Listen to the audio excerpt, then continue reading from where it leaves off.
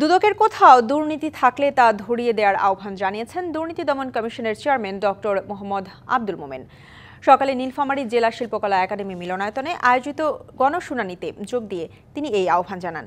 এ সময় তিনি আরও বলেন, অনেকেই বলেন যারা দুর্নীতির অনুসন্ধান করে তারা নিজেরাই দুর্নীতির সাথে জড়িত।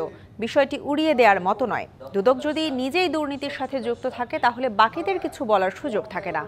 তাই কোথাও দুর্নীতি থাকলে তা ধরিয়ে দেওয়ার আহ্বান জানান তিনি।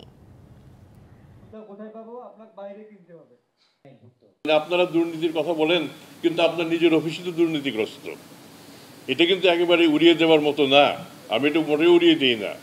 আমরা যে জায়গাটায় দুর্নীতি করি সেটাও আপনারা আমাদের দেখিয়ে দেবেন, এবং আমরা চেষ্টা করব যতটা সম্ভব সবার সাথে এই দুর্নীতি থেকে আমাদেরও বেরিয়ে আসতে হবে। কারণ আমাদের দুর্নীতি দমন কমিশনে যদি দুর্নীতি করে তখন তো আর বাকিদের জন্য আর বলার কিছু থাকে না।